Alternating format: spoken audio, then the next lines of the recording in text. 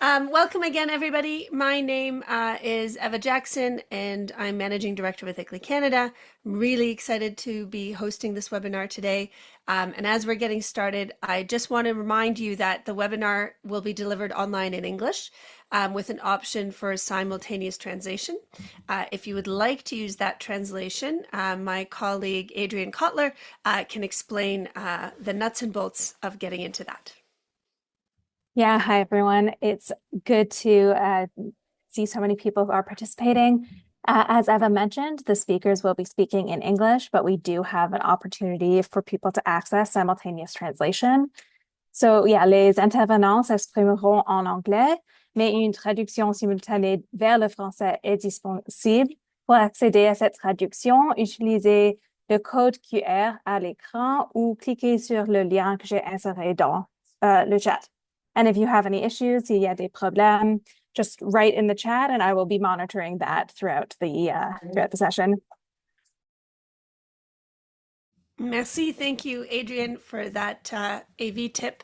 Also, if there are any issues with regards to volume or speed or access, please put those into the chat and we'll have Adrian point those out to us ASAP and we'll try to get them sorted. Before we dive in, I want to remind us all that reconciliation is a fundamental component of building equitable, net zero, and climate resilient communities. I'd invite you as we go through today's session to keep that in mind and be critical of your preconceived notions, including what we're talking about and what we're understanding today, knowing that reconciliation requires that ability to engage in ongoing learning and unlearning, reflection, and action. At ICLEI Canada, this is something we aim to do on an ongoing basis through the processes of our work and our various programs and projects. And we acknowledge that our work happens across Turtle Island, which has traditionally been and is home to many diverse nations, First Nations, Inuit, Métis peoples since time immemorial. So we will continue to honor that space and give space to learn and unlearn together. Now, I'm really excited about this. This has been a body of work that we at ICLEI Canada have been doing since about 2011. And we've come to realize since that time that the way we talk about climate action matters, especially if we want to motivate people with different backgrounds, values, and priorities to get involved. In this webinar, we will explore how local leaders and practitioners at various scales and various geographies can move away from traditional climate communications, use research findings from Reclimate to frame climate messages, and use ICLEI Canada's newly launched Climate Communications Toolkit to incorporate insights and behavioral strategies in the rollout of climate initiatives. But really, we want you to get inspired by real-world examples. Today, we'll show some from climatedata.ca, but there are many others in the toolkit to see how abstract concepts and data can be transformed into relatable narratives. We will have time for questions at the end. We encourage you to use the chat or the Q&A box, whatever appears, to do that, to enter those in. And since this is a webinar and we have quite a few people tuning in, we'd ask you to use those functions to submit questions. As I said, any technical difficulties, let us know. And finally, a reminder that this webinar is being recorded. We will post the replay and slide decks to our website, and we will send you an email as well as to all the registrants to let you know once it is available. So as I said, I'm oddly excited. And one of the reasons is two people who I value as incredible climate communicators met for the first time mere minutes ago, which shocks my mind. I feel like the Marvel universe is complete now. I'm so happy to be joined by these two legends in climate communications together. The first, Amber Bennett, Executive Director of Reclimate, someone I fangirl over generally and regularly. So Amber, thanks so much for coming.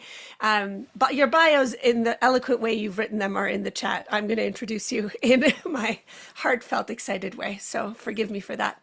And my colleague and good friend Curtis McGoldrick, who's our communications manager, is joining the webinar today to really share the breadth of work and research that went into the toolkit that she spearheaded and led, and how it's being applied. So I'm excited. We'll get right into things with what I like to joke as my team's way of making me feel old, to present on the then. That's what they make me do, but that's all right. I've been around, and we'll maybe kick things off with a little bit of a conversation around the way we've typically done climate communications. And I think all of us will agree the way that we've done this in the past is through public meetings, maybe more recently an online survey, and if you're really feeling out there, a coffee chat. We've focused those communications on facts.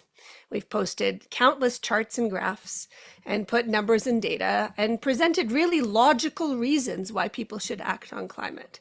And I'm not suggesting that the data and those charts and graphs aren't important, but I'm suggesting that there are other ways to communicate about them. And that's really what we're talking about together today. And that my main pet peeve, and those of you online who have maybe heard me say this before, is this fellow right here. This is who I call general public. And I think that's been one of our biggest challenges in the way we've typically spoken about climate change. We assume one message, one chart, one graph, one tagline will resonate with the people we are trying to reach. And generally, we focus that tagline or data or graph on winning an argument or trying to change someone's opinion from being climate denying to now being an ally. And I think maybe those are some of the challenges we've struggled in the past. So I would ask, as a personal favor for you on the line, to stop thinking about the general public. Those organizations that have been really successful at communicating to us, not necessarily about climate, don't do that. You know, when Nike is marketing to me, it's very different than to my 13-year-old daughter. They use a different lens, a different frame, a different message, a different medium. Everything is different about how they reach out to different demographics, geographies, and cultural values. And I think that's a really important piece that we need to apply in getting the really important work that you're all doing out to the audiences we're trying to reach. So some trends then that we're seeing and that we want amplified in terms of climate communications is really moving towards dialogue and listening, and seeing that communicating about climate change is not about winning debates, but about building relationships. You know, it's around using positive frames. Whatever we do should be inspiring. It should be engaging. It should stimulate community. Any solution we present works so much better when people want it, they like it, they love it, rather than when they are implemented by guilt or duty or fear of punishment. If we define ourselves, though, as climate change champions in a fight against the others wants to start fighting back. And that position of fighting is not a positive strategy. Hi, Eva. So sorry, I'm just going to interrupt you. Okay. It seems like there's several people who are seeing some sort of a blank screen when you're presenting. Oh. It does not seem to be happening for everyone, but for some folks online, and I'm wondering if maybe we can just stop presenting, restart, and jump right back in. Thank you. I happily do that. So now are people still seeing a blank screen, or when it's our lovely faces, it works? It is a bit hard to tell in webinar form. Not everyone is able to just unmute themselves. I would suggest it looks like the majority of people are having no problem. So why don't we just jump right back in? Okay. Thank you. And hope that solves it for those few who are having issues. Thanks so much, Eva. Yeah, no problem at all. Is it back on there, Amber, Curtis? I can see your faces. So great. Thank you. So one of the pieces you may be hearing more and more often is this idea around story-based or being storytellers. And, my colleagues, Curtis and Amber, certainly have a lot of experience with this. But just to say that this is really key in making progress with climate communications. taking data and turning it into a story. And that story can take many forms. We're not talking, a Jack and Jill went up the hill moment, but just really thinking about the different ways we tell stories. And then thinking about who we are trying to communicate to, and engaging with those who might be more movable, might be more open to taking the steps necessary for the types of behavior changes we're looking for. And how do we break through those barriers to taking behavior change? And I think there are some things that are needed to be understood, what are those barriers? And those barriers, and we talk a lot about this in the communications toolkit, they center around distance. We can perceive climate as a distant problem, both geographically, sometimes temporally. It's 2050, 2080. That's hard to imagine when I'm dealing with other crises that are 2025 tomorrow. It's seen as there's a barrier of doom. Doom and gloom messaging can amplify awareness and maybe drive some information sharing, but it risks creating a feeling of helplessness and anxiety and leaving people feeling powerless. I am just one person. What could I do? Can sometimes be the innate response to doom. There's dissonance when the actions I take go against what I know to be true.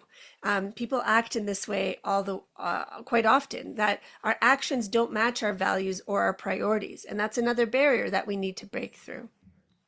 And the other one I want to focus on is identity, because I think this really speaks to the crux of the future of climate communications, is understanding that we filter all messages through a professional and cultural identity in a way that confirms our existing values and notions. And we tend to filter away what challenges them. So if those climate communications that we are releasing into the world don't speak to that cultural or professional or personal identity that I hold, it can be challenging to move that person into a space of action and personal action and personal behavior change.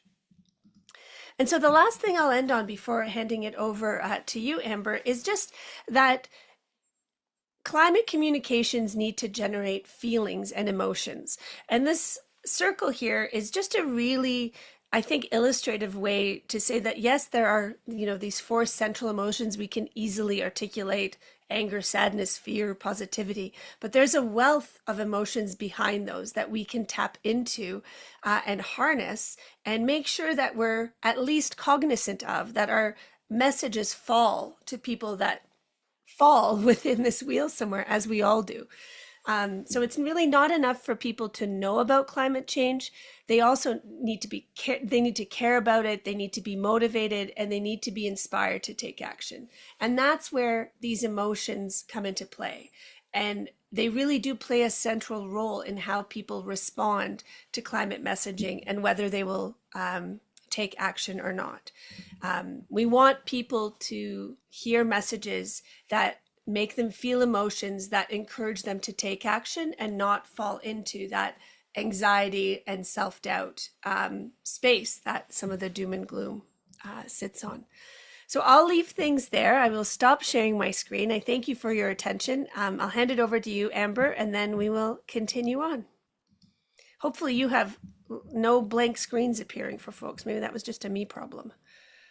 Well, thank you so much, Eva. I'm really happy to be here. For those of you who are not familiar with Reclimate, I'll just give a shout out. You can find us at reclimate.ca, and we're a center based at Carleton University, and we focus exclusively on climate change communications and engagement.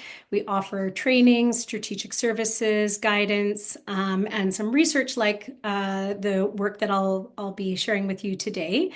There's so much that I could say. Often I say too much, but I really wanted to focus and talk about audiences. And I'll try to make sense a little bit of why really understanding your audience and targeting your audience is probably more to the point, is so important in this world and in this moment that that we're in which a lot of the ways people are receiving information have dramatically shifted. So most Canadians are receiving information either through their peers or their friends, or through social media. And the kind of moment that we may still have in our toolkit of media relations, creating press releases, top down, we're going to, prepare the facts, we're going to disseminate them, is kind of over. And so we're in a new world in which the toolkit that we need to bring to this work has to fit and appreciate and respond to a more social information environment. And so understanding who your audience is and how you reach them, and how you target them has become increasingly important to do the work that we do. So with that, I'm going to share my screen and hopefully it works. We good? Awesome. Okay. So despite my advice to everybody, I am going to walk you through some charts and data and graphs. And I'm not going to tell you a lot of stories. So do as I say, don't do as I do. But I think that the meat of this, and the importance of it is really best demonstrated through showing you what the research is. So just to say, this work was completed in partnership with EcoAnalytics. There were two principal researchers who led the first part of the research, which was a mixed methods study. That was Dr. Eric LaChapelle and Dr. Marie-Hélène Morin at the University of Montreal. And then we did a series of focus groups following up from that in spring of last year, and that was led by senior advisor Dr. Louise Comeau. And what I will show you is the results of this kind of two-pronged approach, a survey and a segmentation, and then focus groups to kind of better understand who those segments were.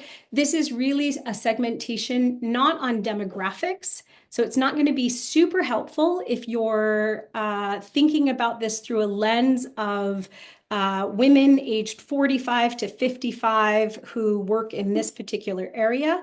Rather, what we're doing is responding to this idea that people are forming and they're encountering information based on who they are and who they hang around with and who is sharing information with them.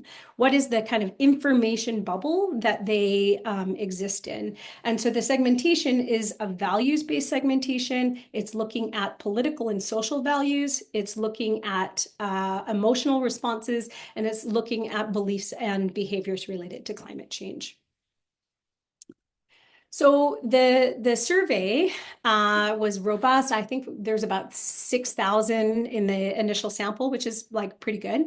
And you may be familiar with a similar kind of work out of Yale where they talk about the 6 Americas. What we have in Canada are the 5 Canadas. And I would say I spend a lot of time looking at segmentation, and roughly Canada always lands at about 5.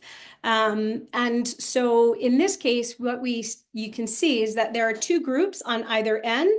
There's a very large group in the middle, and they sit on a spectrum of more conservative to more progressive, and stronger engagement with climate change and less engagement with climate change. So the folks that we're probably most familiar with and who we think about as climate activists or supporters are about 15%. These are our progressive activists, and I'll go through in more detail. We've got the Civic Nationals, and this is a group that kind of emerged as a new group who are almost entirely left out of current advocacy efforts or are not being engaged. We have centrist liberals, who probably, are, you're probably communicating with them. We've got a large group, the largest group, disengaged middle. These folks are concerned. They're focused on other things. And then we have the fossil fuel conservatives. These are the oppositional voices that you may be very familiar with. So the next few slides will kind of go through kind of in more detail who these segments are. So what you can see here is this kind of map of that places the segments on a spectrum of progressive worldview to conservative worldview, low engagement, environmental engagement, high environmental engagement. And you can see that they kind of roughly fall in a spectrum here, with the most progressive and the most engaged being your progressive activists, a good label, and your least progressive and your least engaged being fossil fuel conservatives. Now, who are the progressive activists? These are the folks that are almost certainly the people who are showing up, who are supporting your programming, who are supporting your policies, and they're absolutely ready for you to mobilize them. At the moment, less than half of them are actually being activated and being engaged within their communities. So there's a lot of room to still be engaging and talking with this particular segment. They tend to be urban, they're younger, they're female, they're upper middle class, they're university educated, higher income, less car dependent. So these are your transit users, least likely to be a parent. They're going to be working in the public service. They're probably you, and the nonprofit sector. They're the most politically engaged, most likely to vote, most likely to share political content online, strongly oriented around egalitarian and progressive values, and they're concerned about health, climate, inflation, and social justice issues. And they're most likely to vote for New Democrats, NDP, or Liberal Party. Next, civic nationals, super interesting segment. As I've flagged before, these folks are highly concerned about climate change.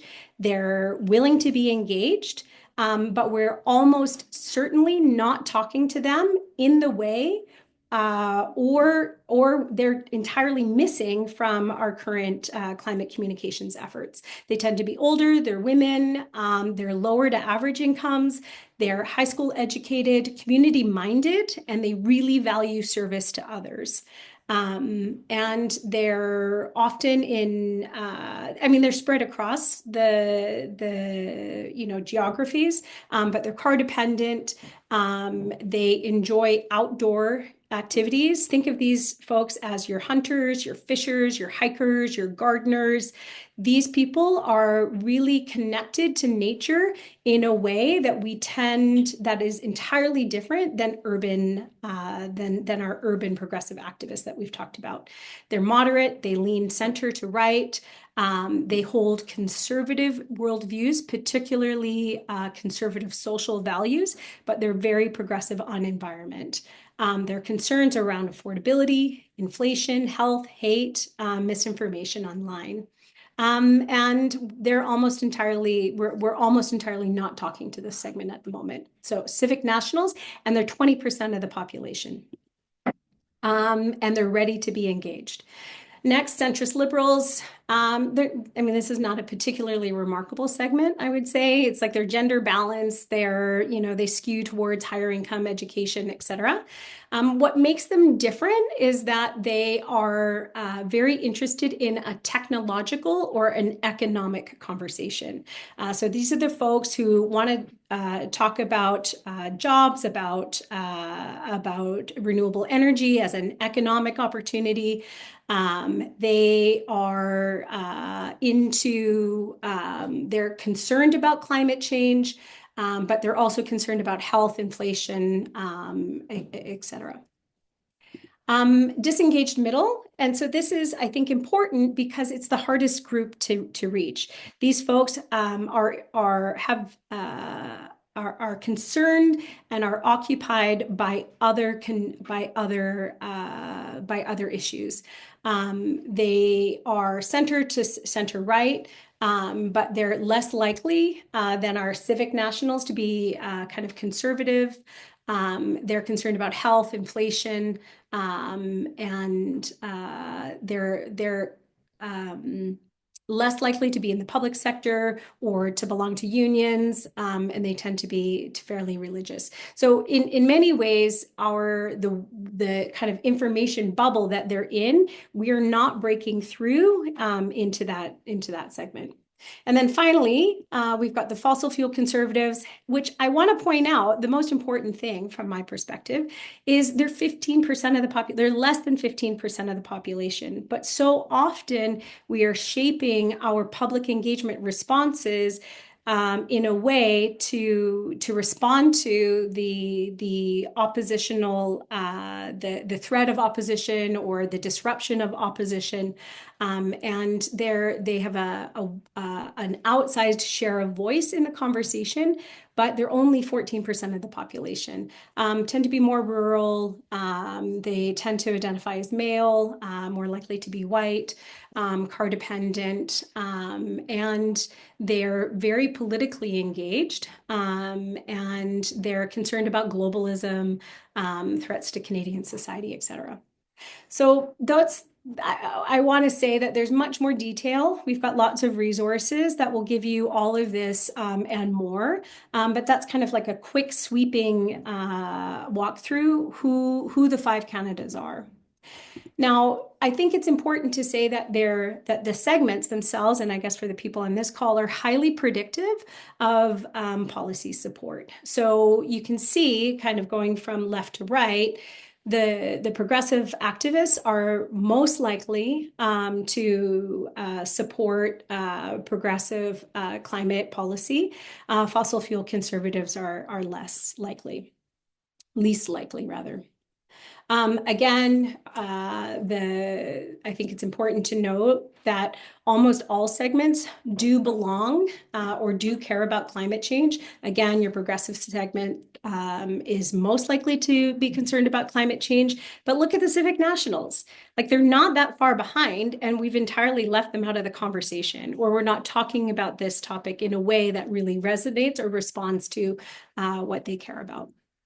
In terms of how likely are they to prioritize climate change? So on the far right here, those kind of bar graphs, you'll see progressive activists are very likely to prioritize climate change, fossil fuel conservatives less. But again, the little blue line here for Civic Nationals, they're very likely to prioritize climate change and addressing climate change as a priority issue for them. But as we know, for all of you, climate has or attention to climate has declined as economic concerns have grown for most Canadians. But I would say for your progressive activists and your Civic Nationals, there's no danger in talking to them about climate change. Actually, what it does is it reminds them, like, oh yeah, that's an issue I care about. I'm concerned about that. So there's this kind of uncertainty at the moment of, oh, well, we're in an economic moment. Should I be talking about climate change? Again, it goes back to targeting. So if you can successfully target your Civic Nationals and your progressive activists, you absolutely, and even your centrist liberals, you absolutely want to be talking to them about climate, because it reminds them that they care about it. It's not going to turn them off. It won't cause them to disengage or be mad. What it does is it activates that concern for them. Again, not all conservatives are anti-climate. Here we can see in this like kind of geeky graph, basically what it's saying is that thinking about how the country produces energy, should Canada prioritize on the left-hand side renewable energy, and on the right-hand side fossil fuels. There's only one segment in Canada that would say we should prioritize fossil fuels over renewable energy. That's really important. There's a lot of common ground. And finally, there's a lot of common ground. Everyone, for the most part, would support the conservation to protect local air and water quality, right? So if you're uncertain about how you're talking about particular policy or programming, if you can draw a relationship to this protecting and conserving the places and the people that your audiences love, you're on very safe ground.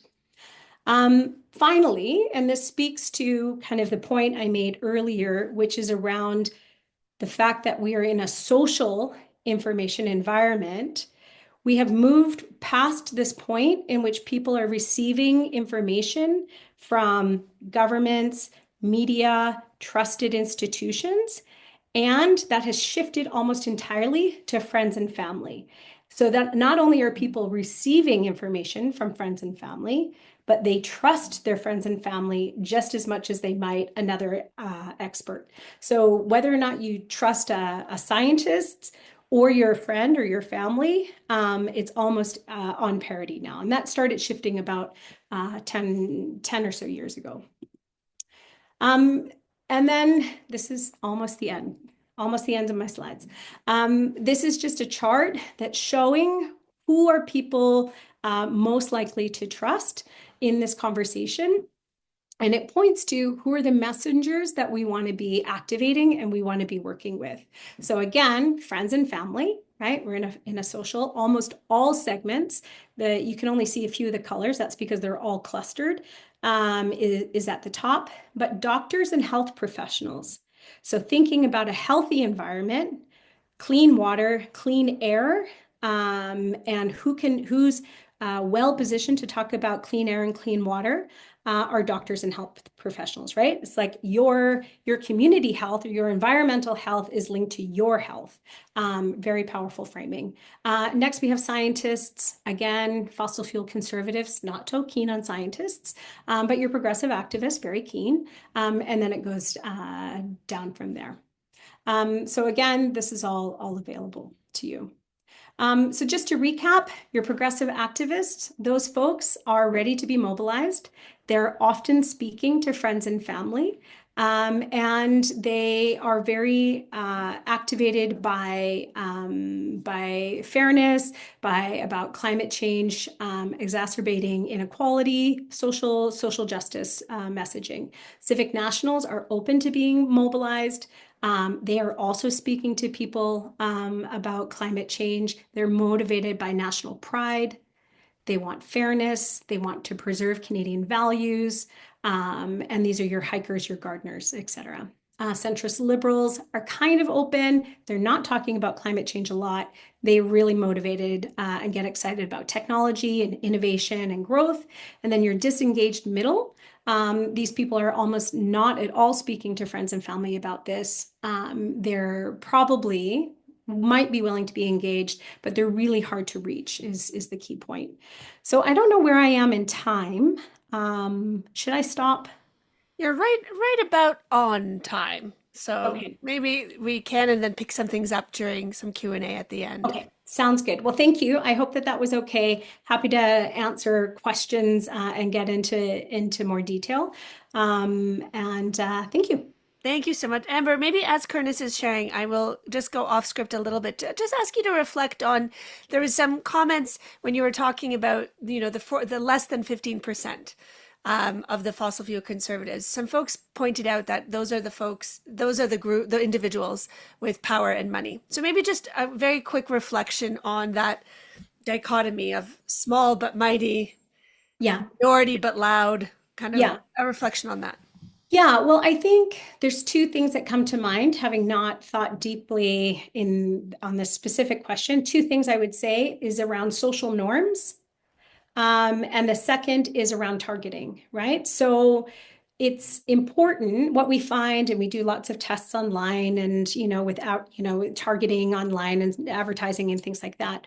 Once we target what we and exclude that kind of segment that is toxifying the conversation, we see way more engagement, right? So the ability to target and to find people and to talk to them about the conversation that they want to talk to is really important. And part of it is because you're excluding that kind of segment, which creates a toxic environment in which people don't want to engage it at all. So kind of online, I think it's really important, the targeting part. There's a different set of strategies, I would say, for community events and et cetera. But then the social norm part, I would say, is really the importance of reflecting back to everyone that 80% of the or 85% of the population is on board. 85% of the population, 85% of Canadians are concerned about this. 85% of Canadians really want to build out renewable energy. And that's important for the public, but it's more important for your internal administrators and decision makers. You need to contextualize to them the amount of community support that you have for the policies that you're putting forward.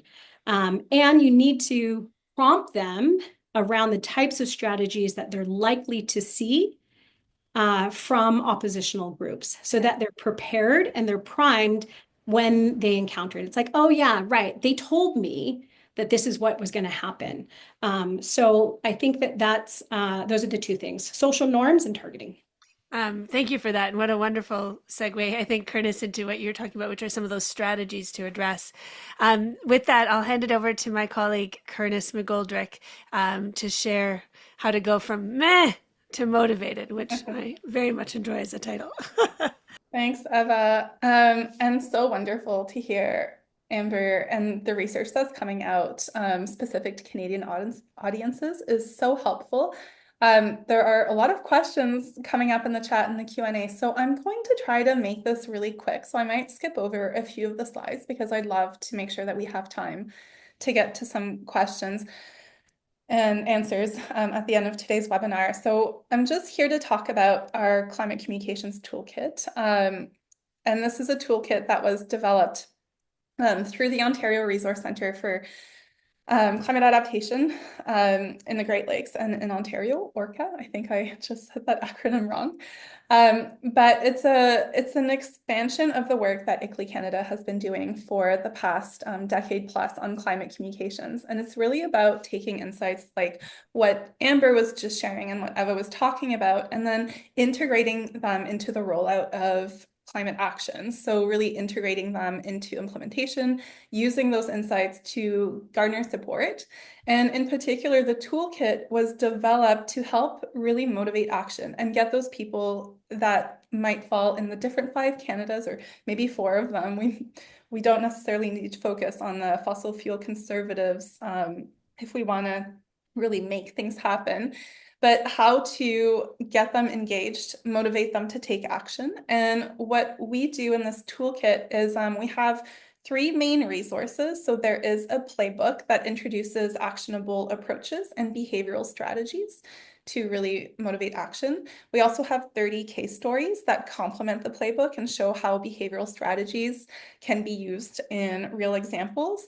And then we actually put together a training series that isn't just us talking at people, like Amber said, do as we say, not as we do. But we tried to do that with a 3-part training series, and the recordings to that are all available online. So as a whole, we're hoping that the toolkit can really be useful and can really be practical and something that people can come back to again and again whenever they're thinking about the rollouts of climate initiatives.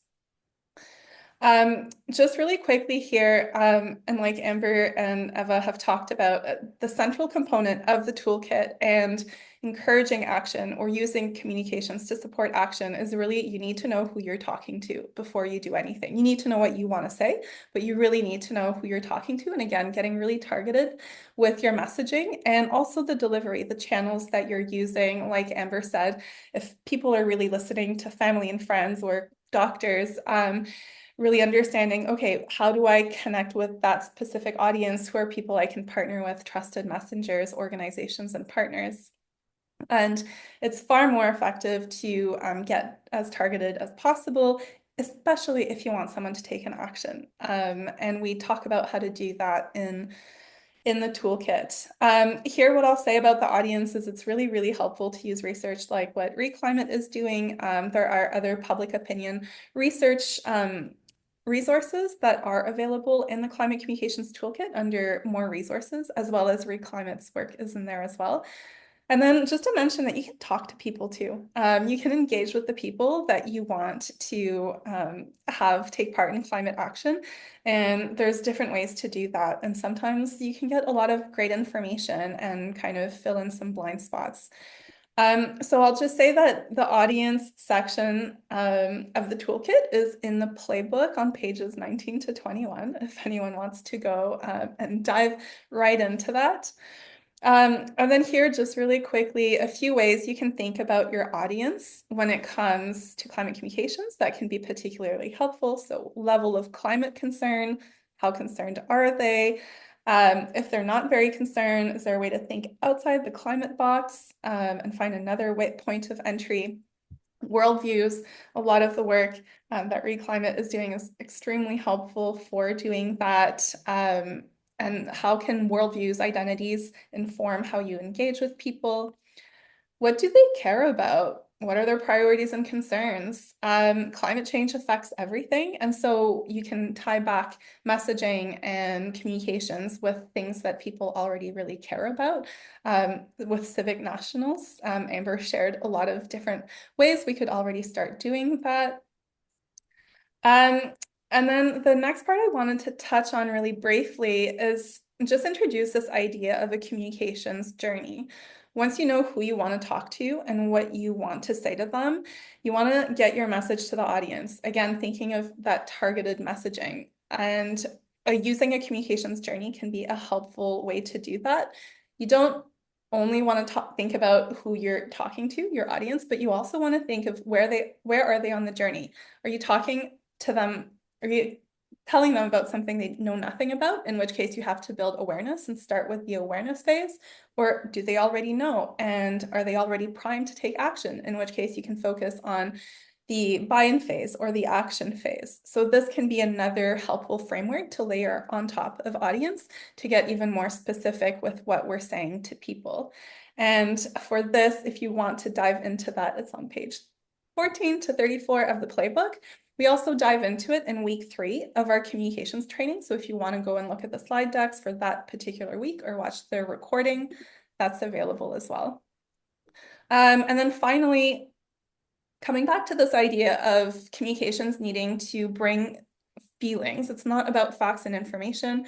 And this is where behavioral strategies can really be helpful. Storytelling is a very, very effective way to do that. We have a whole section in the playbook on storytelling. Again, for those who want to dive in, it's page 24 to 29.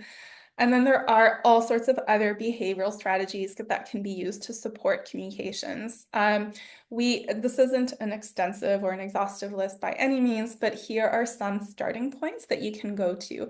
The playbook includes a bit of a definition for all of them. I'm not going to talk about them here for the sake of time, but if you go to page 37 to 47 of the playbook, you can see how these behavioral strategies can be used to support your work.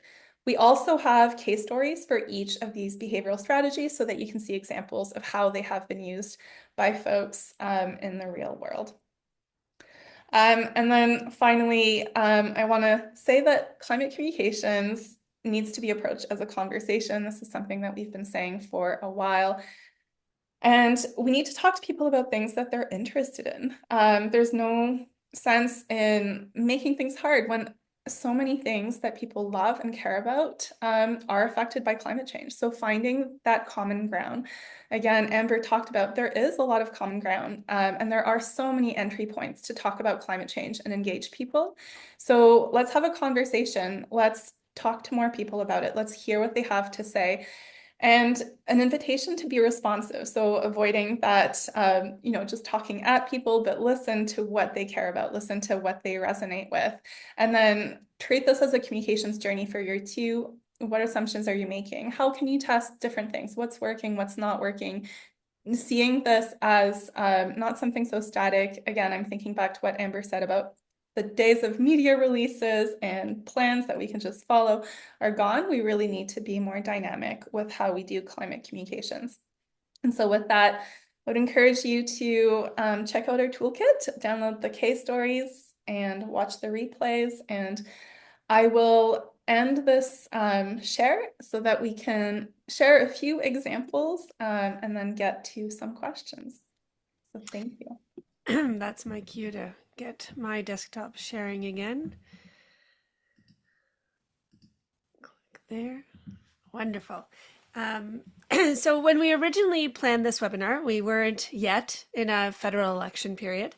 The writ period, which began when the federal election was officially called, places limitations on how public servants and government departments can engage publicly.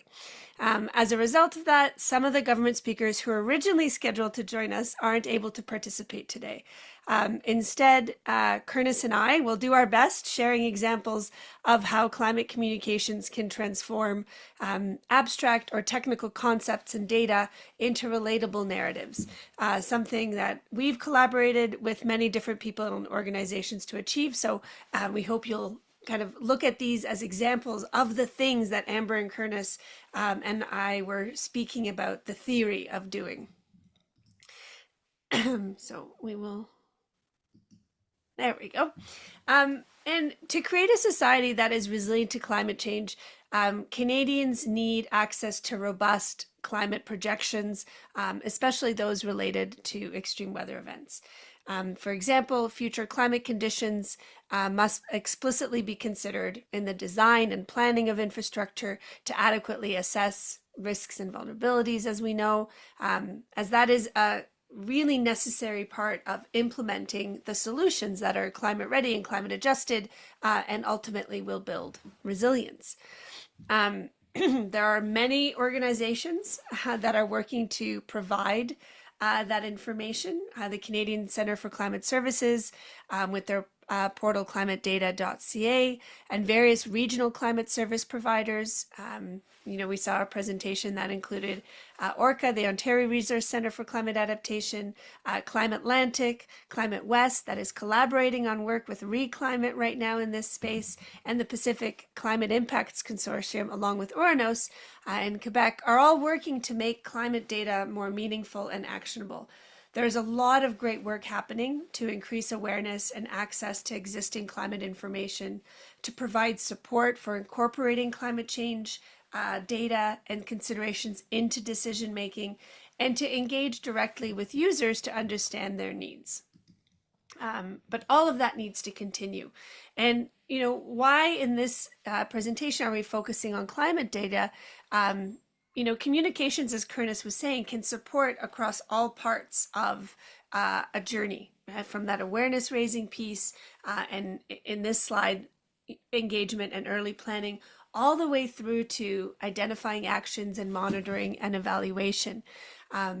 Climate data, in the examples we're going to share, we're going to focus on understanding how climate will change and how data supports that. In that, it can really help people understand how climate will change in their specific geographical area or sector. It can be used, that data can be used to identify impacts, to assess risks, understand vulnerabilities, and so on throughout that cycle. Curtis, I think I'm handing over to you here. Yeah, we'll go back and forth here. So there is a challenge in communicating climate change without being too technical. And so the question is, how can we bridge that gap from technical information and knowledge to action? And one way we can do that is to think of building awareness. And outreach is really, really helpful for doing that. Again, thinking back to the communications journey, it doesn't always have to be outreach, but here we will talk specifically about outreach and how this can take shape in a number of ways. And they can be unique ways. So kind of with the spirit of doing climate communications differently, we're going to share a few unique ways. So so back to awareness. Again, the goal is really to target specific audiences. Sometimes you want to reach new audiences. It could be those civic nationals. And it's an opportunity to create materials that will resonate with them based on their levels of interest. So outreach efforts are a little bit traditional, but they don't have to be approached in that way. We can get pretty targeted with them. And so with that in mind, how can we go beyond social media, beyond newsletters and the typical communication channels? One way to do this is by cold emailing people to connect with them. collaboration, working with those trusted messengers, with unusual allies is a great way to do that. It can be on writing articles, media pieces, doing fun things like videos. There's some really great examples of fun videos in our Climate Toolkit case stories. We can lead webinars like we're doing today, conducting media interviews. So really kind of thinking beyond just sharing information in more traditional ways. And so let's get into an example of that. Winter Recreation was an outreach campaign that came from the recreation sector, and including travel and tourism. And it was a chance to highlight the ways that climate change is impacting and will continue to impact outdoor activities that Canadians already care about.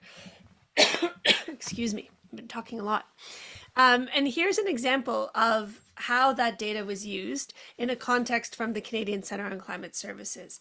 They led an outreach campaign, which created many social media posts, a blog on outdoor skating, with the latest information at that time for the Rideau Canal being shown in an image here, I believe, on the screen. And I created multiple presentations and then separate targeted articles for the NHL, the National Hockey League, and for Nova Scotia's Recreation Facility Association. I think there's so many great things about the work that was done through this. It touched on cultural values, you know, from your young kids skating on ponds in rural Canada. That is a piece of cultural identity. It touched at, you know, the heartstrings of not being able to skate on the canal in Ottawa, which is not only a cultural asset, it is an economic asset for excuse me, the many vendors that work along the canal for whom the season really is the winter season. I think this is such a great example of communicating climate data and complex information in a way that is done through storytelling, through touching on cultural and social norms, and by connecting to the values of the people receiving it. As I mentioned, the campaign garnered a lot of media attention and helped broaden the networks of various climate service providers, getting in front of audiences that they wouldn't have had it been released as a PowerPoint with some charts and some graphics. So you can see the variety of organizations with whom new connections have been made, ranging from the NHL, not a typical user of climate data from the Canadian Centre of Climate Services, but a great new audience and trusted messenger. If I think about, you know, the fossil fuel, and I'm forgetting the last word, the group that was most conservative, I'm guessing a lot of them might be hockey fans. And so having a connection now being made via the NHL is a great example of a new but trusted source to a certain audience. And it's really about creating that connection with organizations that have a far greater reach than others. Okay, jumping back in here now, another example of what's been done through climatedata.ca is a three-part podcast, pilot podcast that they did. This is a fun example. A lot of people are using podcasts. It's a really great way of making climate data more accessible. It's also a great way to invite experts and use the behavioral strategy of social influence to get people talking about very specific topics. So again, going to targeted, where we're really targeting, in this case, transportation professionals, people who are interested in hearing more information on how to use climate data to support transportation networks and infrastructure. So we actually have a case story about this podcast. So I think Adrian's going to drop the link to that in the chat. Another good example to look at if you're thinking of a podcast. And more recently, ICLEI Canada had the privilege of publishing an article that came with immense support from climatedata.ca and CCS on climate change and maple syrup. Like hockey, this is another thing that Canadians love and is part of our cultural identity. In fact, the outreach team at climatedata.ca often co-authors blog articles that bring a climate data lens to things that matter to Canadians. This particular article is an example of using communication strategies to make climate data relevant and actionable to a specific audience, maple syrup producers, policymakers, and researchers by supporting decisions, providing a solution to a problem, framing climate data as an opportunity, and empowering those audiences to take action. And again, our colleague Adrian will pop the link into the chat here, and it'll be available in the slides afterwards. And we also wrote, so there's 2 articles to go with the maple syrup. The one about making maple syrup climate data more valuable to producers. And we also wrote an article on ICLEI Canada's blog platform about the different communications components that went into the climate data article. So if you're interested in doing something similar for you, you can have a look at that article, and it includes a little bit more of behind the scenes and some points that you can take home. So you can have a look at that on at your leisure, I'll say. And I noticed in the chat and the Q&A, there was some questions about, how do you communicate in rural Canada and in rural communities? And I think really it lands on this, finding out what else people care about. What are the things that drive them and are part of their identity? And they can range from culture and tradition to salmon, blueberries, bees, agriculture, wheat, dairy, dairy farming, and presenting climate information in a way that touches on the things that matter to them and influences the decisions they need to make. And as all of these pieces we need to see change in a climate adjusted future in many of these areas, if not all. So I know our colleagues at the Canadian Centre for Climate Services are always thinking about other ideas. Feel free to use the chat if some are coming to you when you see this list, and we can definitely pass those along. As usual, in these types of webinars, we have only a very limited time for questions. Our fear was that while an hour let us capture your time effectively, it wouldn't be enough time. So maybe I'll just throw a couple of questions that have come in and kind of ask colleagues to reflect on those. Adrian, where am I looking here? Or maybe you could read one of the ones that you'd like to ask. I'll throw it to you to do that. Yeah, Amber and Curtis have been going back and forth and replying to quite a few directly in the Q&A. Great. So you can also check out the Q&A if you want to hear a bit more sort of that we can't get to in this time. I think that one question that has come up a few times is about what it actually means to mobilize someone. So how do we measure whether someone's been mobilized? And also in different audiences, what does mobilizing look like? Amber, you're unmuted. Over to Sure. you. Yeah, I mean, it's such a tricky word. I apologize. I think mobilize maybe technically would be that that person is engaged, they're supporting, they're doing the thing that you're hoping they're going to do, whether it's adopting a particular behavior, whether it's showing up to a meeting, etc. So mobilize is maybe just a tricky word. I think that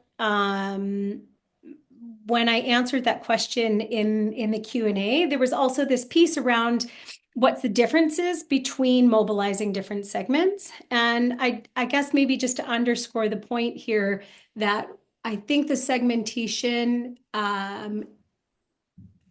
brings to the forefront that the likelihood that this segment is going to support or want to be engaged in a conversation on climate change or your climate program or your climate policy. What it will not do effectively is tell you exactly how to reach that person. And in that case, what I would do is I would bring, it's going to tell you like, here's the worldview and here's, the likelihood and why you might want to prioritize that segment over another segment, or the kind of conversation you want to have with them. But age is really right now in this communications moment, very important in how you're going to reach somebody. So if you're over 60, you're still looking at traditional media, you're, on your Facebook community group, etc. If you are under 45, you are no longer tuning into legacy media. You are on social channels, and you're going to have to pay to reach those people. So that's not to say that you that in civic nationals you're going to have older civic nationals, and that means you're going to work with certain community groups, and you're going to have a certain conversation with them. But if they're a little bit younger, you're going to be on social media and you're going to pay to reach those people. And if they're older, then you can use more traditional channels. So I just thought maybe that might be helpful. I'm going to jump in here, and I see people are signing off. We're at time. But I'll also say, kind of thinking of the communications journey is so helpful for that as well. You can layer things on the journey. So once you know what journey you want towards that mobilization, so mobilization could be swapped with action, a potential action, where it might be a specific action every step of the journey. So you might not be asking someone to put in a sump pump right away. You might be asking them to visit a website to learn more about sump pumps, or talk to someone who's installed the sump pumps to hear what their experience were. So there's different like mini mobilizations, we can say, towards the bigger meaningful action that we're hoping people can take. And then each step of the journey, you'll want to choose different platforms and channels and work with different trusted messengers to get that information to them. And that's where kind of Facebook, paid media, different things can really come into that. So you can think of it as layering. You can do it different ways. That might be a helpful framework. So I'll put that in. That framework is in the playbook. Yeah. So week 3 of our training, if anyone wants to go and take a look at that as an option. So important. I'm just going to say that one more time. The segments are what you're trying to do is move people in those segments up an engagement ladder or a ladder of engagement. We've tended to imagine that we're moving people, right? We're going to make them environmentalists. We're going to move a whole bunch of the fossil fuel conservatives into civic nationals or into progress. That's not what we're doing here. What we're doing is we're meeting people exactly where they're at. We're talking to them about the things that they care about, and we're moving them through a ladder of engagement. What a perfect thing to end on, albeit a smidge late, but I think those who have stayed around and even just seeing the comments, huge thanks and appreciation coming in from our participants, but also from me. Thank you so much, Amber, Kernis, for your thoughts and reflections today. We could do this for days. I think people would tune in as much as they could. We will be hosting more trainings and sessions. I know Reclimate is consistently doing tons of work in this space and having their own events. So I would encourage you to sign up for various newsletters and stay in touch and stay connected. Thanks so much, everyone. Have a wonderful afternoon. We are officially in all afternoon time zones. Nice to see everybody, and we'll look forward to connecting again soon. Thank you. Merci. Thank you.